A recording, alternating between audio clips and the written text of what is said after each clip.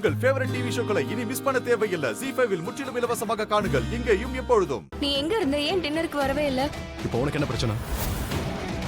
என்கிட்ட நீ இந்த மாதிரி தான் பேசணும்னு மலிஷ்கா சொல்லி விட்டுருக்காளா? சரியா புரிஞ்சுக்கிட்டேன். மலிஷ்கா தான் சொல்லிருப்பா. எல்லாத்தையும் தப்பா புரிஞ்சுக்கிட்டாலாம்.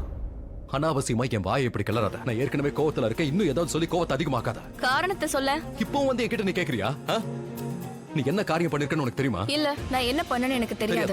அஹானாக்கு வந்த வரத்தை நீ கெடுக்க பார்த்தல. ஒரே ஒரு பொறுப்பு தான் நான் உன்கிட்ட கொடுத்தேன். இன்ஃபேக்ட் நீ ஏதாவது அந்த பொறுப்பை வேணும்னு கேட்ட.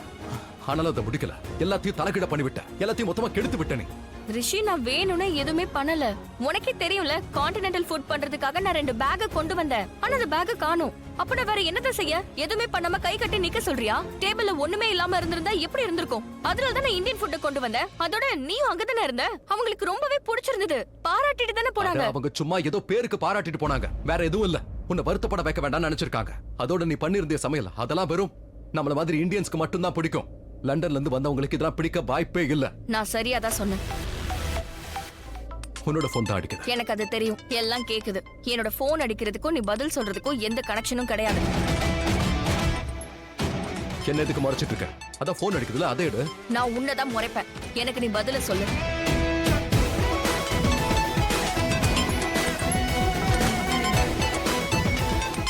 Unknown number. அப்ப போனை எடு. போனை எடுத்து பேசி பாரு. நம்பரை சேவ் பண்ணிருக்க மாட்டேன். சிம்பிள். நான் ஒன்னும் முட்டாள் கிடையாது.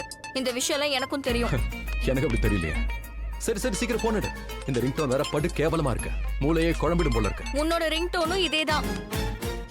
ஹலோ ஹலோ, லக்ஷ்மி தானே பேசுறது? ஆமா, நீங்க யார் பேசுறது?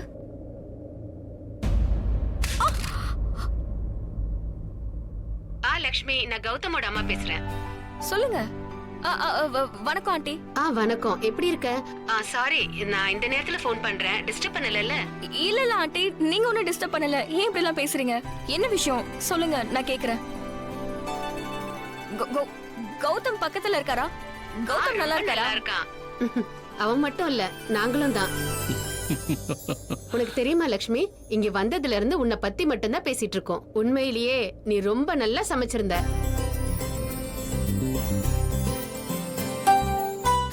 அப்படியா? Thank you aunty, thank you so much. எனக்கு உன்னுடைய தேங்க்யூ வேண்டாம், உன்னோட ரெசிபி தான் வேணும்.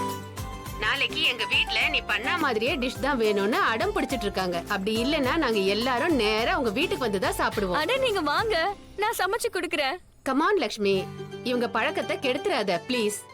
சரி ஓகே. லண்டன் போயிட்டா டெய்லி சாப்பிடுறதுக்கு இந்தியாக்கு வர முடியும். ஆனா உங்க கூட அப்போ அஹானா இருப்பா. அவ உங்களுக்கு சமைச்சு போடுவா. இங்க நான் இருக்கேன். அது என்னமோ கரெக்ட் தான். பட் ப்ளீஸ் எனக்கு அந்த ரெசிபி கொஞ்சம் சொல்லேன். ஆண்டி, நீங்க ப்ளீஸ்னு மட்டும் சொல்லாதீங்க. நான் உங்களுக்கு இப்பவே மெசேஜ் அனுப்புறேன். வேண்டாம், நீ மெசேஜ் எல்லாம் அனுப்ப வேண்டாம். நீ போன்லயே சொல்லு, நான் பேப்பர் எல்லாம் எடுத்து வச்சுட்டு ரெடியா இருக்கேன். அப்படியா? அது அப்படி ஒன்றும் பெரிய ஸ்பெஷல் விஷயம் கிடையாது. அது